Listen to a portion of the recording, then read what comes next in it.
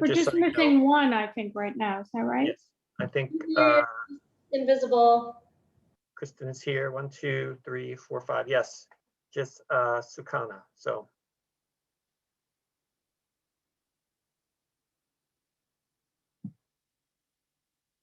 All right. We do have one telephone attendee. We have a couple of attendees, so I apologize, attendees. I apologize for the delay in starting the meeting. There was a Zoom snafu on the city's account, but we got that all sorted. Okay, well, we do have a quorum, so I think we can start, correct? Absolutely. Great. Okay, I'll call the meeting to order. Welcome to the Library Commission's March 15th meeting. This is a teleconference meeting with Library Commissioner members, city staff, and members of the public participating remotely to ensure proper social distancing in the federal, state, and local emergency.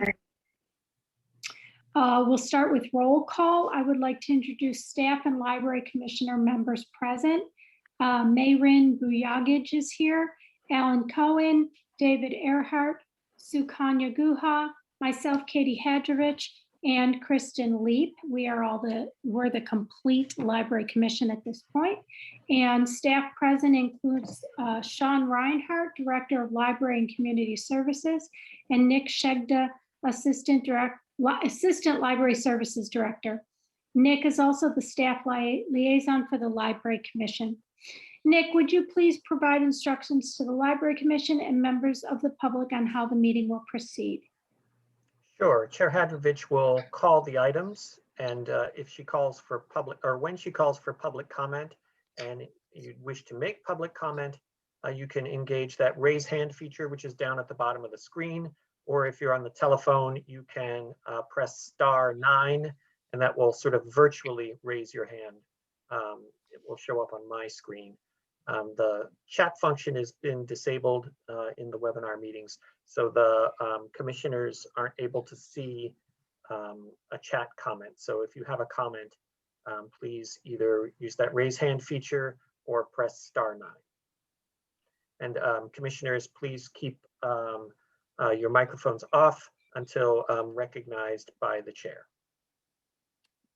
Thank you. And Nick, it looks like we've lost one commissioner. Is that? Yes, Sukanya kind of dropped off. She may have had some connectivity issue. She was All right. on. Yeah, hopefully she'll come back in. If she does come back in, I won't mention it, but just for roll call purposes, if you can keep track of that. Thank you. We'll do so.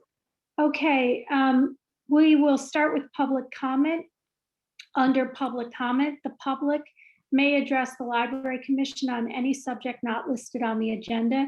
Each speaker may address the Library Commission once under public comment for a limit of 3 minutes.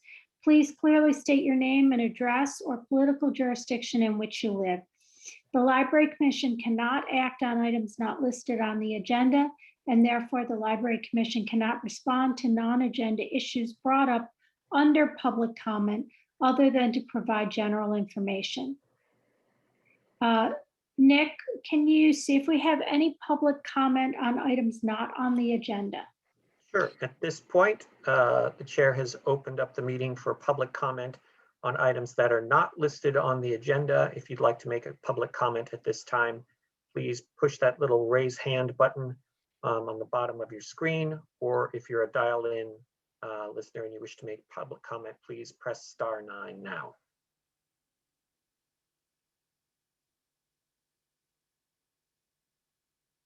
And I do not see any raised hands for public comment.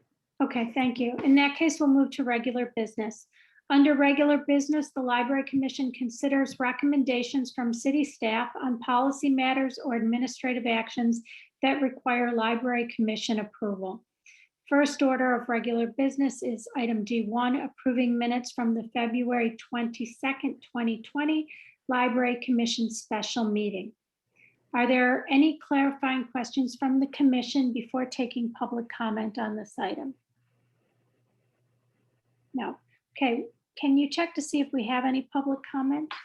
Sure, if anyone would like to make public comment on the minutes, which is the item that is currently up in front of the commission, please engage that raise hand function, or for dial-in users, please press *9.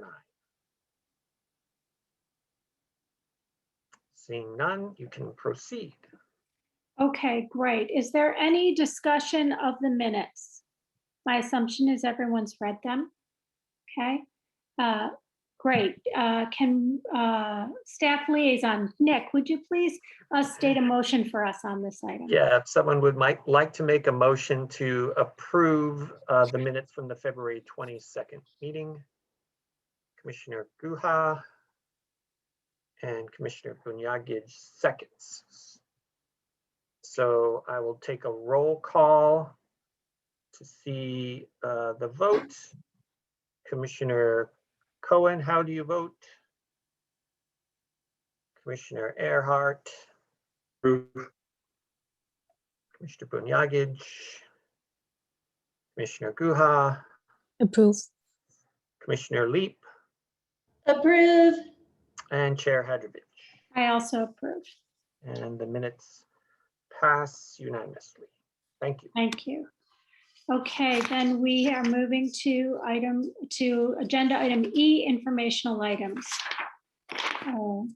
Informational items are transmitted to the Library Commission in staff's effort to provide, I'm sorry, I think no, okay, yes. Sorry, I thought I'd gone to the wrong page. Informational items are transmitted to the Library Commission in staff's effort to provide an update on matters of importance to the Commission. Informational items are not action items. However, a commissioner, city staff member, or a member of the public may request to make a comment or ask a question on any of the informational items. And before I ask for public comment, Nick, I know we did receive an email. I think it was sent to the entire Library Commission. Is that something that you would read aloud, or It's I written would read public aloud? comment. I can, sure, if you'd like me to. Well, I just don't Or know. I what can put it the up on the screen, either way, whichever you'd prefer.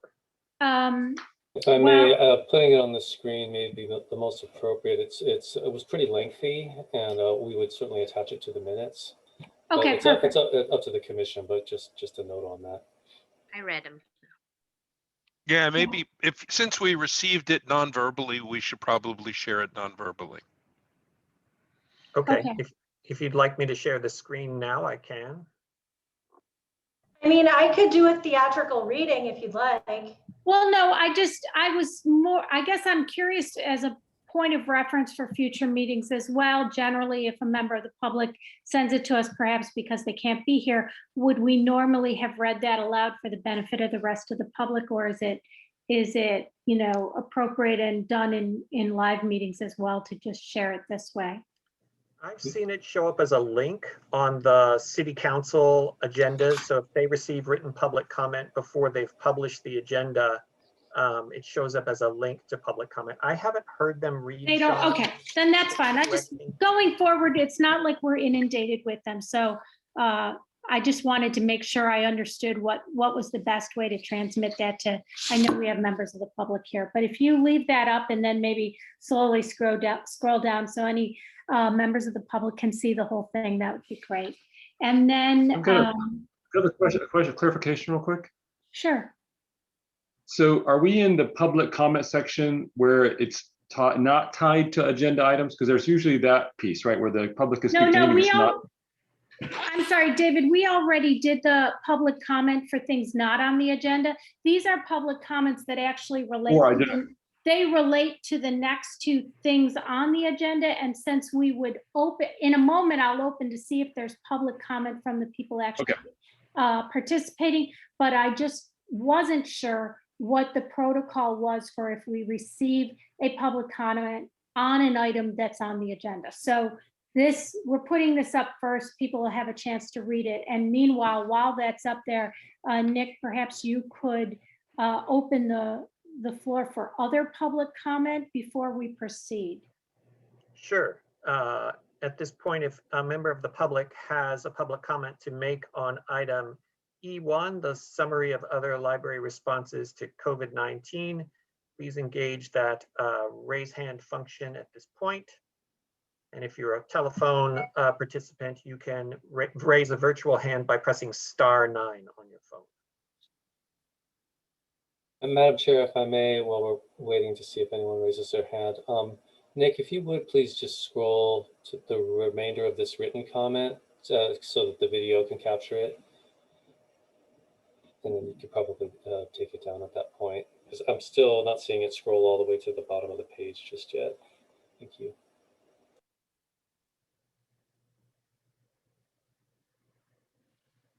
And Chair Hadovich, I don't see any public comment on this item other than the written comment.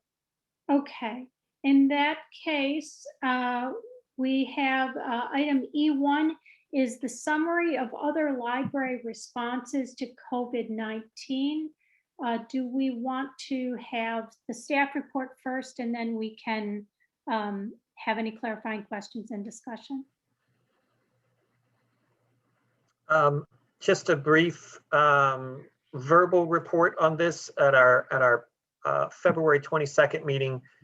Commissioner Cohen and a couple of other commissioners had expressed some interest in sort of hearing about best practices for libraries dealing with COVID impacts. And so I pulled together this report with a couple of sort of best practice things from the Realm project and also the American Library Association. Library and Community Services staff are in pretty much constant contact with our colleagues in the area, both library members of the Peninsula Library System, but also through their professional associations with other librarians from the region and around the country. So we're kind of got our finger on the pulse for what other libraries are doing. And there's a wide variety of responses given individual library situations. We keep probably a closest eye on our other our cohorts in the Peninsula Library System. So we're watching them. Sean is meeting as part of the Administrative Council LS with those with his colleagues there monthly at the very least, and early in the pandemic it was a lot more frequent. We have a special meeting dealing exclusively with COVID and the library's response monthly. And some of the other libraries are starting to come up with plans for gradual reopening. I think probably the San Mateo County libraries are closest at this point, and they're basing their plans on San Diego County's reopening plans, which from what I understand is right now a limited 2 days a week partial opening, open for a couple of hours in the morning, closing for an hour for a cleaning of the entire library, and then opening again in the afternoon. Some other libraries are planning to sort of roll out more sort of limited lobby service. So a small browsing collection and self-check machines and hold shelves in the lobby, but you would still have masking requirements, social distance requirements, and limited numbers of people depending on the space for each individual library. I listed some of the sort of more common things the libraries were doing in the report there. I think the only thing that sort of jumped out to me, the one that we're not doing that the other ones really are doing, is the sort of book bag, grab bag things, mostly for children's books. We've been sort of working around that by providing that service on demand, basically. People come to the front and ask for a bunch of children's books for a certain age or a certain subject, and the librarians will grab them and put them together. So that's what I have to say about that issue. If you have any questions, happy to answer them. Sean, if you have anything you'd like to add, please feel free. Okay, it doesn't look like Sean has anything to add. Are there any clarifying questions, or I guess just discussion, because we've already opened the floor for public comment. So any commissioners want to say anything related to this item? So yeah, I guess my only question, and thank you for pulling that together, because I have no idea what other places are doing and how they're rolling this out. You could see how at some point, I mean, we're starting, at least in this part of the Northern California, to at least open up restaurants and to open up basic services to limited populations and limited, numbers of people in a space at a given time. So my guess, I'm assuming that we would want to see that isn't a spike in patient cases and that things are fairly stable and holding or maintaining or dropping before we would even want to put a toe into that water, I'm imagining. And if we were, I guess, are any of these things that you guys are starting to conceptualize as wanting to bring forward? I mean, it seems to me at some point you're going to want to figure out what would be the criteria for having limited access to the library where people could actually enter. And then how do you facilitate, like, do people have to make an appointment like we're doing to pick up books in the library so that you don't end up with a large flow of people on a Friday at noon just showing up and standing outside? So are you guys starting to sort of, have some plans in place in the event that we see 2 weeks, 4 weeks, 6 weeks where caseload is low, it seems reasonably safe, you're appropriately staffed, and then you're able to pull the trigger? Yeah, we absolutely are. In fact, the next item that we're going to talk about here is the plan that we're putting forward to sort of establish those criteria for reopening and getting the city council's take on if that criteria is reasonable to them. That's the criteria they want to use.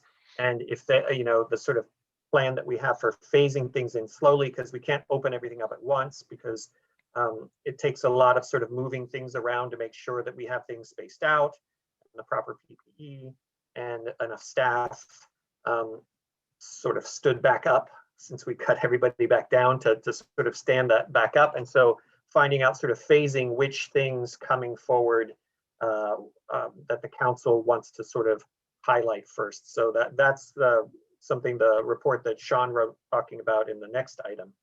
And I'll stop there because I see Commissioner Leap has her hand raised.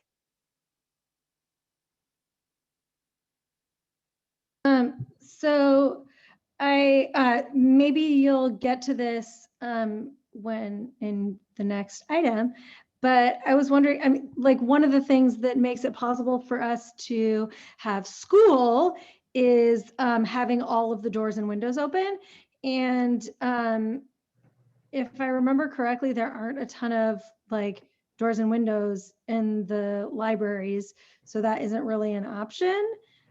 So it seems like that might be kind of like, I mean, or maybe there are windows. I mean, I know there are a couple doors, but maybe there are windows that I'm not remembering. I don't know. I was just wondering about it.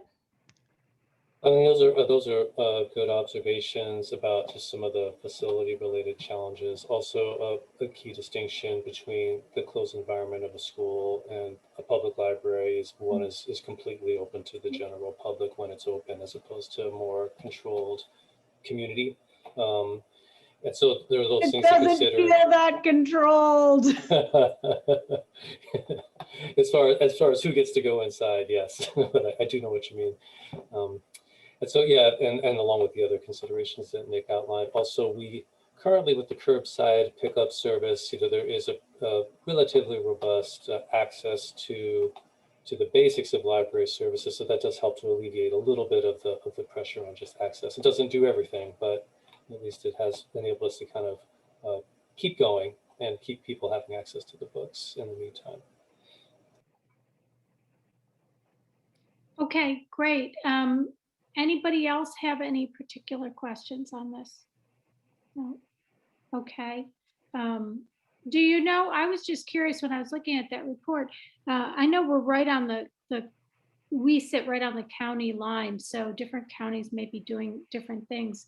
But are there any local libraries that are actually open or interacting with the public, whether with story times outside or people coming in and out of the libraries? Because the report, as I read it, was more sort of theory than any particular practices by regional libraries. Yeah, it's kind of the timing is such that many of the neighboring jurisdictions have not solidified specific plans to open the indoor spaces just yet. A lot of them are pending discussions with their respective city councils and so forth. And so it's still kind of a moving target in influx. Anecdotally, as I think Nick mentioned, the San Mateo County Library is contemplating some kind of limited lobby access in some of their branches, I believe starting sometime next month in April. As some systems, I think Burlingame is among them. They have no timeline at this point in time for any kind of indoor access. Our city has done pretty well with curbside pickup, and that's been a pretty robust service.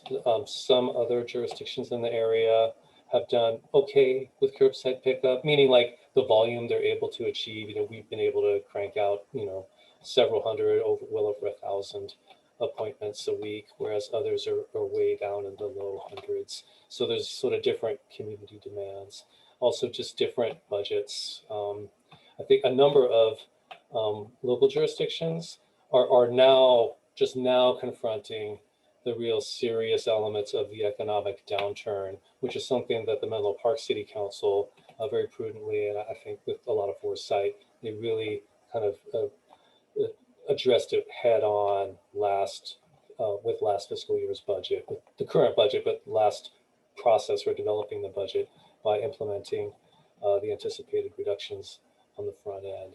And so a number of those neighboring jurisdictions are also grappling with the additional having to implement potentially some pretty significant cuts at the same time that they're contemplating reopening, and it's made it difficult for them to nail down their plans.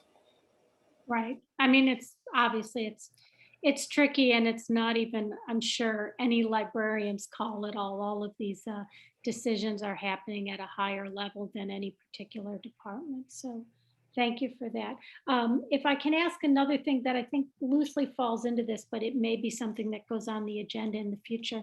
I know we had talked about senior outreach in past meetings related to services, and also potentially, I think, a collaboration with Meals on Wheels or something like that.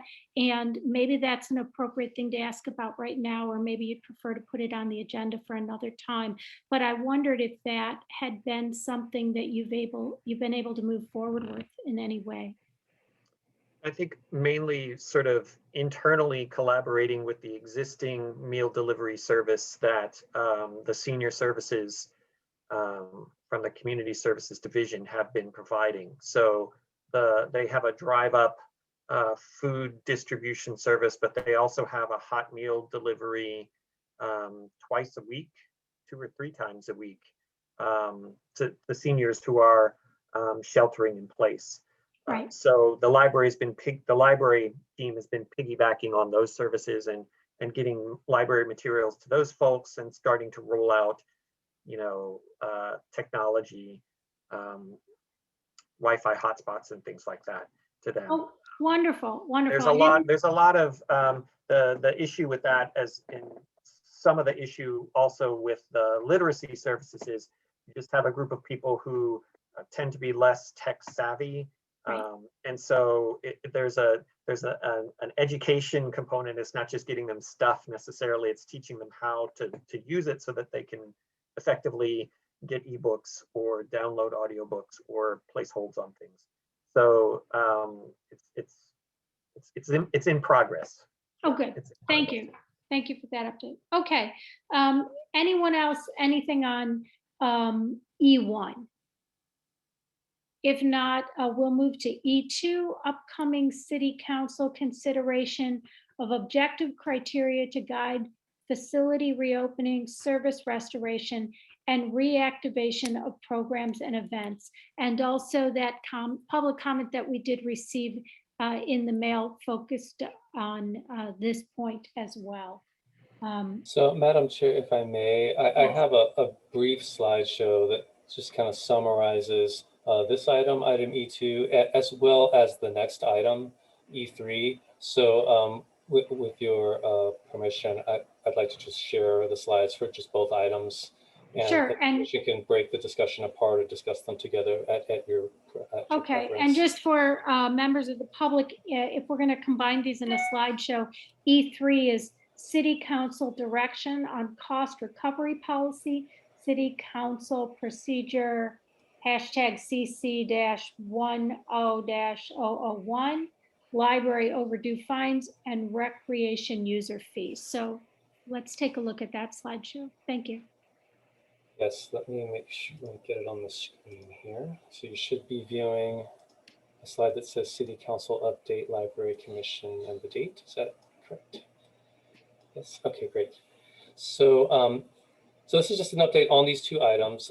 They did go to the City Council on March 9th in the written format of the staff reports that are linked in the Library Commission agenda tonight. The City Council did not, because of the length of the meeting, did not have time to discuss these two items on March 9th, but they will come back to the City Council on March 23rd. So what I'm providing here is just kind of a quick overview. And so this is pertaining to item E3, the item about cost recovery and library fees and so forth. So on February 23rd, the City Council convened a study session to discuss the city's cost recovery policy and to provide direction to staff regarding some potential equity-based revisions to the policy as it pertains to programs in library and especially in community services. During that study session, the City Council voiced multiple considerations related to social equity and access to the programs, and those are listed in the staff report in no particular order, so you can just kind of get a sense of what the City Council, the feedback they gave. And based on that input, the staff formulated a number of recommendations, including one about library fees for City Council's consideration. Now, again, the City Council didn't take action on those on the 9th of this month, but they'll be coming back to the City Council on the 23rd of this month. And so one of which is to incorporate an equity statement into the city's cost recovery policy. Cost recovery is the policy that the city uses to charge fees for like someone to say, play tennis on a tennis court. And the city, it can charge fees to recover the cost of maintaining the court, of managing the reservations and so forth. And that applies to a number of programs, and there's a policy that kind of dictates which programs cost recovery can be applied to and what the extent of the fees can be as a percentage and so forth. But one of the recommendations based on the council feedback was to incorporate an equity statement to just further clarify when prioritizing that the city provides services and infrastructure that contributes to quality of life for all residents, and the city strives to balance the resources and requirements in each area of the city in an equitable manner for all residents in all neighborhoods. The city also prioritizes social justice in decisions that affect residents' lives, the fair, just, and equitable management of all institutions serving the public directly or by contract, the fair, just, and equitable distribution of public services and implementation of public policy, and the commitment to promote fairness, justice, and equity in the formation of public policy. This is all, it's all consistent with kind of what the existing cost recovery policy and council direction has in place in the city's operating budget, but it hasn't been crystallized in a statement like this. And so that is a statement that will be proposed. It was proposed on the 9th, but council didn't get to the item. So on the 23rd, they'll take it up whether they want to incorporate a statement like this or revise it or not incorporate it at this time. So that's what this item is. And then related to that, there were a number of recommendations that came out of the city council discussion, one of which is to eliminate library overdue fines. This is something that I believe the commission has discussed here and there over the past couple of years. A number of local library jurisdictions, and in fact, throughout the Bay Area and Northern California, actually have eliminated overdue fines at this point in time. And studies have shown that these fines disproportionately impact low-income communities, communities of color, and in fact, the cost to collect the fines, the administrative cost, the staff time, the technology needed, that actually exceeds the amount of the fines collected. So it's actually it's maybe even a financial benefit to the city to not collect the fines in some regard. So the city council seemed pretty unanimously, like consensus, like, yeah, that makes sense at this point in time. They didn't take action on it yet, but that was the feedback we got. So we anticipate the council considering that on the 23rd.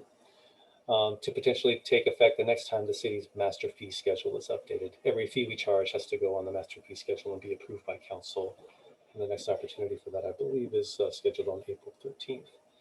They also talked a little bit about recreation programs, many of which charge fees. Some of the fees are, they're not low. And so looking at ways to ensure that all residents of the community would be able to participate in the programs regardless of their ability to pay to some extent.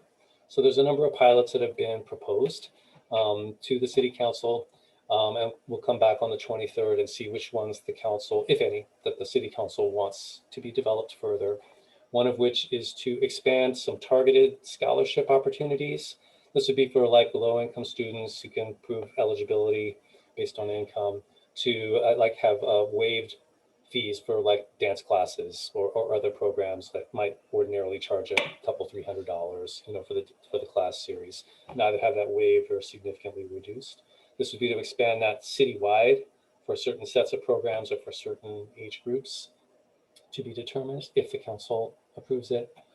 Also a similar but slightly wider reaching would be to just eliminate resident user fees entirely for certain recreation programs targeted to young children in the areas of music, dance, movement, introduction to sports, those really key recreation activities. It would not apply to some of the higher, some of the programs that require a higher level of care and a higher investment like childcare or gymnastics.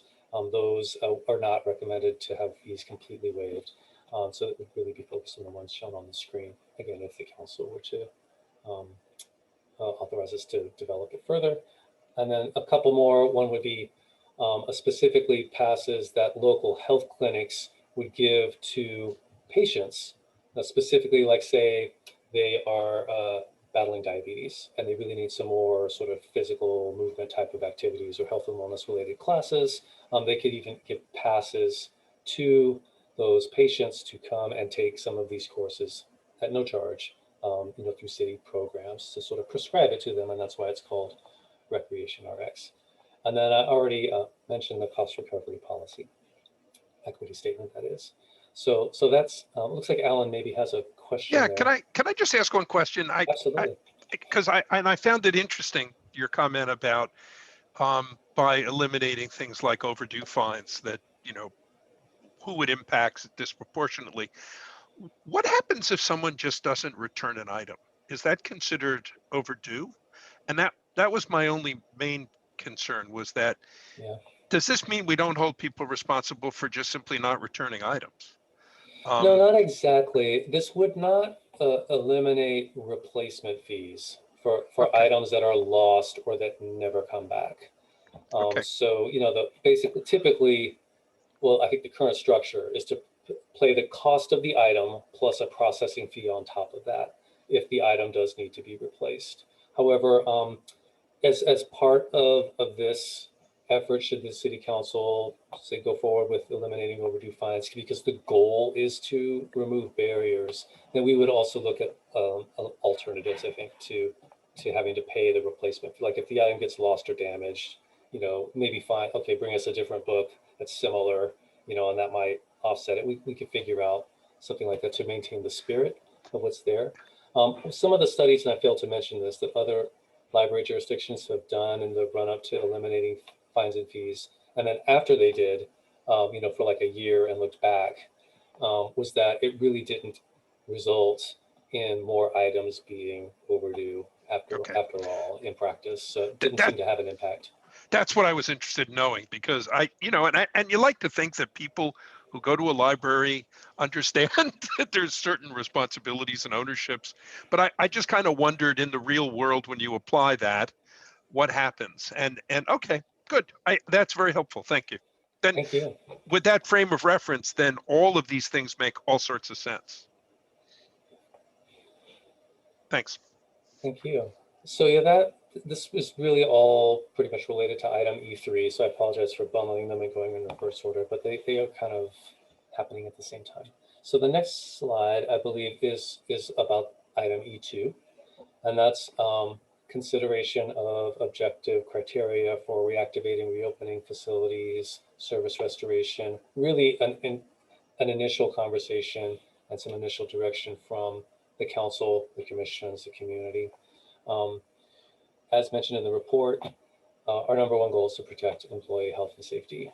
You know, these are the folks on the front lines, their families, and that's the reason why most city facilities currently remain closed by local emergency order, because the pandemic is still, it's still a serious risk.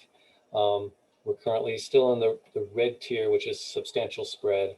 We're making progress, but it still isn't 100% safe, or even mostly safe yet, because the pandemic is still a threat. And so that's been our number one concern, is protecting employee health and safety, and then by extension, of course, the community in general. The last thing we want is for people to be at risk of COVID, or worse, contract COVID inside a public facility. And so that's something that we're very, very concerned about. We are looking very closely at vaccination rates as a potential criteria for safely reopening to indoor public access. The color tiers are helpful to some extent, and they're particularly helpful for various sectors, especially private sectors, the private sector, like businesses and whatnot. But looking at goal number one there, protecting health and safety, we do want to take a close look at vaccination rates. The public health experts, all the way up to the top, are indicating that really true herd immunity, as they call it, would be achieved with 70% of the local populace vaccinated. That is the tipping point where really the virus is beginning to be truly suppressed. And we, in a way that is equitable to all, regardless of their ability to get a vaccine, their willingness to get a vaccine, their particular health or wealth circumstances. There have been some wealth disparities already kind of coming into awareness related to who's getting the vaccines, and efforts to try to correct that. So we're looking closely at vaccination rates, and in particular that 70% marker. And because we are on the border of the two counties, we'll be looking at both as the criteria for when we can say, you know what, at this point, we could begin to open some of these very public facilities for indoor access. Now, this is all for council to really give us some direction on. We didn't really get the opportunity to get that on March 9th, and that's okay. We're trying to be early out of the gate here with all of this. And so on March 23rd, we'll put a little bit more information around what's in the current staff report, as far as exactly what data sources would we refer to, and where would we collect it, and how would we know, in particular, down to maybe a finer level than just zip codes and down to census tracts, to ensure that all Menlo Park residents and also throughout the county, we're kind of getting to that tipping point. So that's what that one's about. And I've already talked about this next bullet point here, so I won't reiterate it.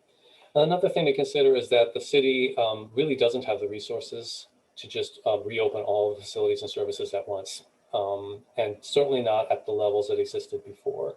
Had 15% reductions in personnel and expenditures in the current fiscal year. Also, all these facilities, or most of them, have been dormant for now a year and counting. And it's just not really safe or feasible to just open them all at once. So some kind of sequencing or phase in over a period of some months would be the prudent and safe approach. And it's what current resources could allow. And so that's some discussion to begin with the city council to get some direction from the council on that. Do they agree with that? And looking ahead at what potential resources may be needed.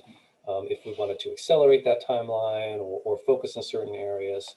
And then a final piece would be, are there alternative service delivery models for some of these services that are currently closed, in particular on the recreation side? But we're looking at all of them because they are closed now. And so what would it take to reopen them? The goal being to serve the community to the best of our ability. at the direction of the city council and meeting the community needs. And so a big part of that too is a public engagement strategy. What are the community's feelings, preferences, priorities for some of these services, whether it's gymnastics or aquatics or basketball in the indoor gym or the fitness centers or the library reading rooms, and so on down the list. And so this is all part and parcel with just the overall planning for reactivation and service delivery. All of this really, all the current timelines, all the way up to the President of the United States himself saying that there's a light at the end of the tunnel. All American adults will be eligible for vaccines by May 1st, and there will be enough vaccine doses produced to vaccinate all those Americans by the end of May, and that potentially by, in his speech, July 4th, maybe people could gather in small groups in their private backyards to have barbecues. So all that's indicating that we're still pretty much on the timeline that we've been talking about for a while, which is summer 2021. If everything goes well, we might be able to begin the process of kind of creeping back to what we remember as normal. So we're making those preparations now, checking in with the commissions, checking in with the city council, developing our plans, ensuring we have a public engagement strategy so that the community is also part of the conversation. And that's the overview of these two items. And so really welcome feedback, questions, comments, ideas from the commission. Thank you. Sean, related to that public engagement portion, do you have any talking points yet about how that's going to happen? Because you touched on so many different programs, and I know there's budget cuts. So, like, how is that going to work? Reaching out to the community and then ranking services to decide who gets what, and then I'm assuming it's not just the services, but then based on that feedback and maybe internal decisions, you decide who gets their staff back and at what rate, right? So I know that's got to be a complicated thing, and I also know in the past we've talked, the Library Commission and I think also Parks and Rec Commission have talked frequently about burnout related to public engagement. I mean, we've asked the public so many things in the past few years about services and what they want. And so I know I'm going on, but I'm just wondering, like, is this a fresh survey, or would you take a look at past feedback of what is important to people in their communities even before we envisioned a pandemic? That's a great question and comments. And so let me unpack it a little bit. One is the public engagement strategy that the city council most recently, it was right before the pandemic, identified as the preferred approach for public engagement is called TIERS, T-I-E-R-S, as in levels, not crying. And that's an acronym. I forget what the acronym stands for. But it's by the Institute of Local Government, really well-respected, great system. One of the first things in that model is to identify, well, what level of public engagement do you want? Are you just seeking to inform? Are you seeking to get some input? Are you seeking to really collaborate with the public and have them be part of the decision-making? Are you seeking to just hand over all the decision-making to like the public and they get to decide? And so, there's sort of different levels there. I would say an effort like this, because it is very much city council's purview as far as allocating resources towards city services. And there are definitely very many constraints related to just sort of safety, public health orders, just operational issues that this would be for the city council to kind of confirm or weigh in on the 23rd, that somewhere in the middle is probably appropriate, not making it purely informing the public, this is what it's going to be, and that's all there is to it. Not like that, but also not like saying, well, you vote for what you want and we will do it. And that's probably not also in the cards. So somewhere in the middle there, as far as the level of public engagement and what will happen as a result of that. Because of the pandemic, because of the nature of the very complex nature of an effort like this. Probably getting some objective scientific feedback would be very helpful, probably in the form of a survey to community members, and probably framed in a way that asks folks to indicate how important certain services are to them, or how important it is for certain services to open sooner. We haven't fleshed out exactly what the details might be or the questions in such a survey, but that kind of data to help advise discussions on the commission, discussions on the city council, and among the staff to say, well, here's what it looks like community members are really most interested in or most in need of as we look to reactivating. And then, of course, all of the cost benefit analyses that might go along with that, specific to the different services. The library is already kind of partially operating as it is now, so flipping to further reopening is probably, it's not as heavy of a lift, although there certainly have been staff reductions, and we would have to kind of address that, or at least advise, here's what it would look like with the existing resources and staffing. Other services such as like the gymnastics program, there currently is no operating budget allocated to that program because it was completely shut down because of the pandemic.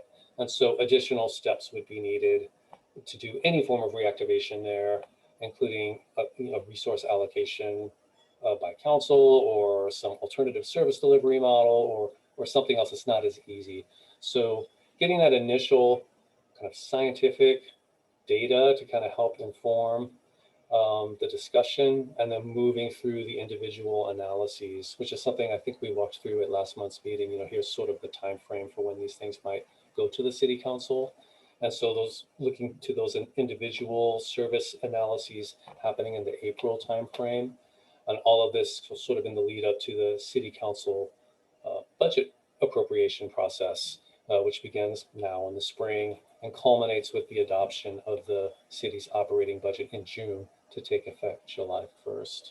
So I hope that wasn't too lengthy of a response to your question about public engagement, but it's a very complicated kind of endeavor. So all these other elements that I described sort of affect the strategy and help kind of show us which way we should go with it. Okay, thank you. Mhm.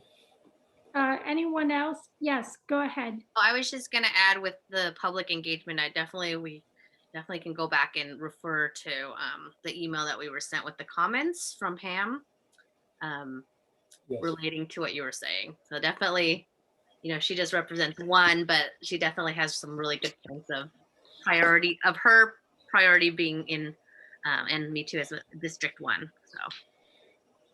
Yes, just one thing I'll add, because I think I covered most of Ms. Jones' observations, which are always welcome. I always like to hear what she, kind of her perspective.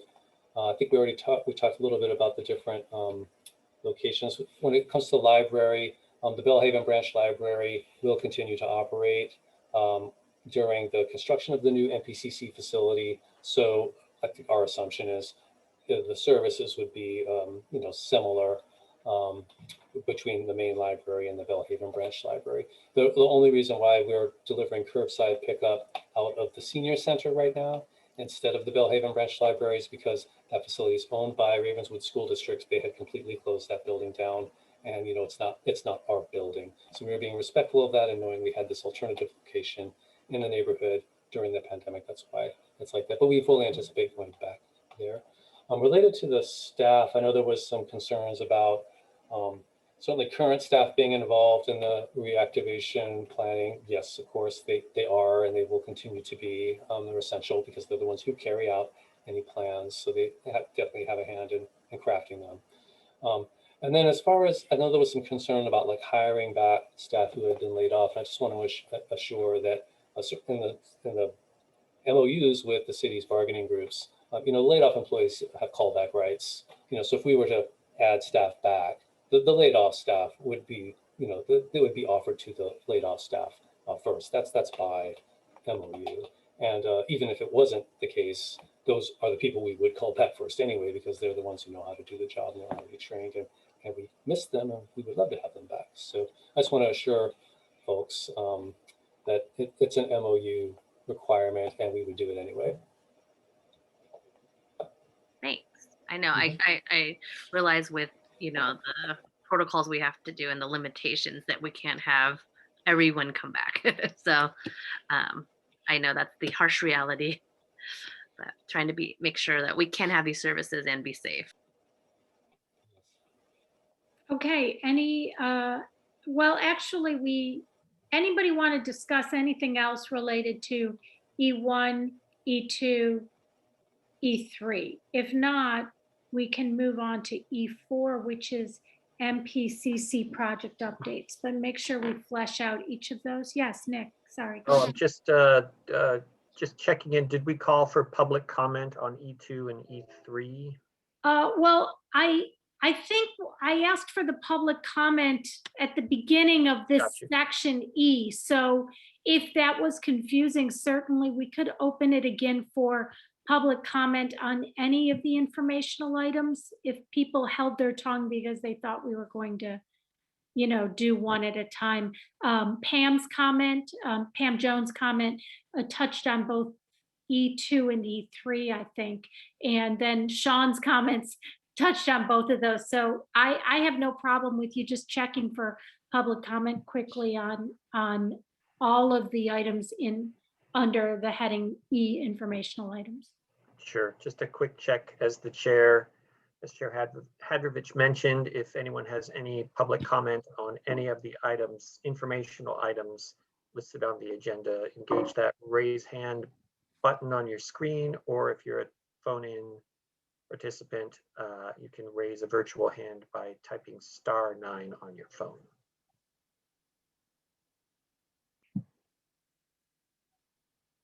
And seeing none, thank you. All right. Well, thank you for keeping us honest on that. All right. I don't think anyone has anything more to say related to E1, 2, or 3. So let's go to E4, the Mpcc project updates.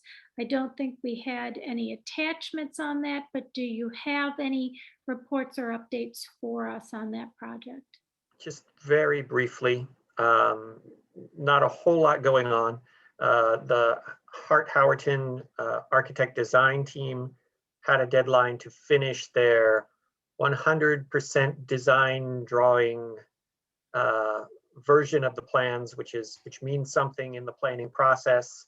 I think they then the next step is they develop construction documents, and that has to do with plan approval. So I now know more about public construction and plan approval than I did before, as well as pool skimmers and other things that I had no idea I would learn about, but I now know more about. On the sort of library and community services side, we've been meeting with our old friends Noel and Tam, who are sort of consulting architects for us as we start to get ready for tricking out the inside of the building. And sort of setting up the processes where we'll be going out to the community and talking to them about, which functions, how would they think they would use it, and that will inform how we will furnish the interior. So that's coming, but that has sort of a less critical, less time-driven thing because the building has to get built first, and that's been more sort of top of mind for the architect design team. On the other side, on the services side, looking at interim services, especially during the construction period. I don't know if you've been to the curbside pickup at the main library, but you might have seen some public works activity around the fiction wing of the library, where they're prepping that for a new entrance just for the seniors, and a work on the patio, which is really kind of transformational. That back patio, which has been fenced off with that sort of industrial brown fence, has now been replaced with sort of a metal frame fence, like that fences off the childcare play area so that you can see through it. Anyway, it looks like it's going to be really nice when that patio gets finished, both looking out to the park and looking into the patio. So that's all I had. I don't know if Sean has any other updates he'd like to share. Well, thanks, Nick. I just note that at the patio of the main library, really critical for having some additional outdoor spaces, post-COVID as well, to ensure that we've got some emulating the community garden features that are at the current senior center, to have access for that, and to make sure that we have ADA accessible entries into that wing of the building. So that's some of the reasons why some of that work's being done right now. Great. Thank you both. Comment, anyone? No. Okay. In that case, we'll go to E5, which is a review update of our Library Commission agenda calendar. Which I have pulled up for you guys. Taking a very good point from the chair last meeting, that it helps to have the calendar at the end of the meeting rather than sort of at the beginning of the meeting, so that if things come up during the meeting, we can add them in. So this is our current planning calendar. And right now for April, we've got our 2 standing items. I think it's likely that if we get any direction from the City Council about reopening criteria or reactivating services, we'll bring that back as well. That could either slot in under that standing item of rebuilding the services for post-COVID operations. Okay. Does I'll ask for comment. Anyone on the commission have any thoughts about things that should be on the calendar or should be taken off the calendar? No. Okay. I mean, I think that these are really. I'm sorry. I think Vice Chair Earhart was raising his hand. Oh, great. I can't see him when you've got that on. Go ahead, David. So it's just a clarification. Under the unscheduled future items, we've got the emergency preparedness and safety policy one. Can you just remind me what was intended in that topic? It's been a while since we talked about that one. I'm curious if there's something we want to move up now. Yeah, I think this was pre-COVID. I think this was a policy that we sort of had a list of all the library policies that we had the commission on a schedule to review. And that was sort of earthquake preparedness. I don't think it was pandemic response. That's my recollection of it. It was brought up by I can't remember who, one of the lovely gentlemen who occasionally comes to our meetings. I think it might have been Jim Lewis. Yeah. That sounds right. Yeah. So that's correct. This was one of that list from before the pandemic, and we hadn't gotten to it yet. And I think we had actually planned to talk about it in May or June of 2020, but then life intervened and we kind of got focused on COVID. But we don't want to drop this, especially now as we look toward reactivating facilities at some point in the foreseeable future for indoor access. And we've done quite a bit on pandemic response planning in the past year, and we will incorporate that into the policy, but also keeping in mind that we are an earthquake country and all of the other things that really need to be baked into an updated policy. So that's why that one's still kind of sitting there, because we don't want to lose it, but we just haven't had the ability to get to it because we're in the middle of it. Is the sense of that policy around work, I guess I'm just trying to understand, it's during operating hours and there is an event, and then how does the library, and staff, manage through that? Or is it sort of the preparatory? And the reason why I ask is there's these activities in the upcoming council topic on the Mpcc ready and the money being paid to the fire department for emergency preparedness and so forth. And with the new Bellhaven facility having an emergency, I'm just trying to look, are there synergies here, or are there things that have emerged in the last year that we didn't necessarily have in mind at the time? And not that it has to be something soon. I'm just curious in terms of, do we have a different perspective on it now in hindsight, and also looking forward now to some of the things that the council is contemplating. Yeah, I think that's an astute observation. As this was conceived before the pandemic, it was really about, okay, well, what do we do on a response stance if there's an earthquake, as far as like clearing the library building, ensuring everyone's safety, what procedures and protocols do we do that? And then also on the prevention side, workplace safety, active shooter training, things like that to ensure that, we're prepared and our facility is, prepared as best can be for those kinds of emergencies. Pandemic was not very high on the list back then. Clearly, a lot of our efforts now are going to be what does the post-COVID world look like.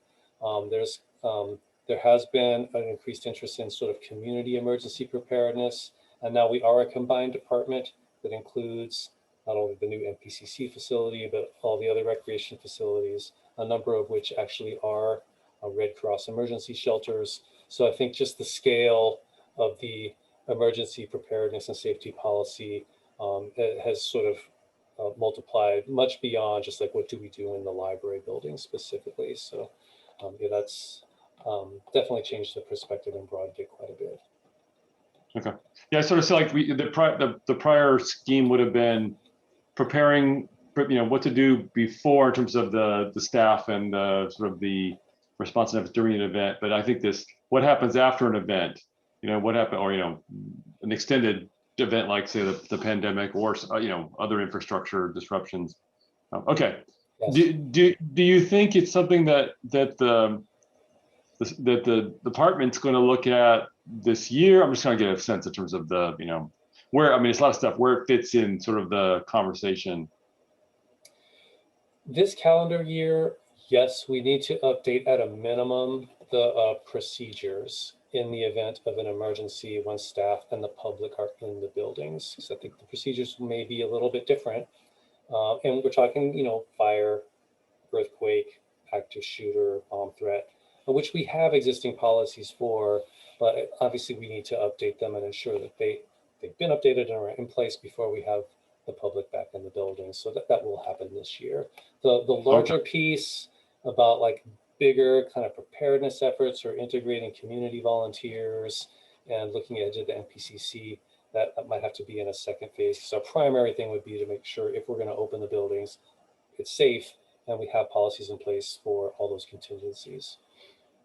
So having said that, does that suggest potentially a June revisiting this topic? Because if we're talking about July 4th, if we're going to be possibly optimistic that July 4th is going to be some magic, transition in the world from a pandemic standpoint, is it a June, July timeframe thing that would make sense there? On that portion you're talking about, just refreshing the sort of the active part of the preparedness and safety. I think that's a good goal. I think because we do want to have something in place or updated before reopening for public access. So it could be tentatively placed in June, just to make sure that it's on the front burner again. If that's what I think, Commissioner, what you're kind of alluding to, and I think that makes a lot of sense. Well, I'm not trying to force it. But I think you connected it to a time frame it's a relevant one, right? That makes some sense. So, and I just, whether it's June or July, depending upon, pessimists would say July and optimists would say June in terms of the, being ready for opening up, in the early July timeframe. So I'm not tied to either one of those months. So I would leave it to staff to take on what do you think you can do in terms of preparation.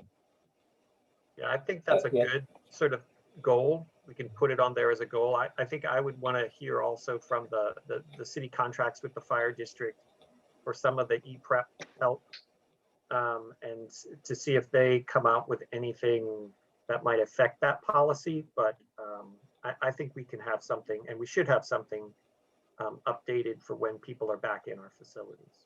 So I think that's a good goal. So why don't we, unless any commissioners have an objection, why don't we put that one in June, just to put a time on it. And if we need a little more time, we can do that. But it does seem like that should come back up to the front burner. Yeah, that's a good point. Thank you. Thank you, David. All right, anyone else have an idea about something that they'd like to see on there? If not, given our unique situation, once in a lifetime, hopefully, we're limited really what we're doing based on those two giant tasks of building a new library and hoping to open post-pandemic. So certainly anything else you're welcome to do. And also Nick and I usually, whoever the commission chair is, generally meet about a week before the library meetings to review the agenda and make sure that it's appropriate given anything that's going on. So for any other commission members, you are always encouraged and welcome to email Nick with anything that you think you might want to see on the agenda that comes up between meetings. And then, we're all not allowed to speak to each other related to Brown Act, but I think if Nick's aware of something that should go on to the agenda, then when we put it together and finalize it, we're able to do that. Nick, it looks like you have a visitor, I think. Yes, I think she's had enough of me sitting here and not paying any attention to her, so she's starting to act out a little bit. All right, well, we're very close to the end, so I'm going to assume we're done with the agenda. Last call for anybody that wanted to say something there, but it seems we're done. So finally, then we get to our advisory body member reports.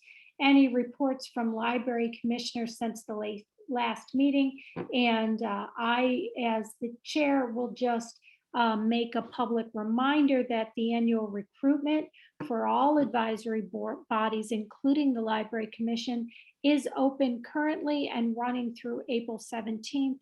We do have 2 openings on our Library Commission, and hopefully we're all spreading the word, and also members of the public are knowing about that, and if they have any questions, could reach out to any of us.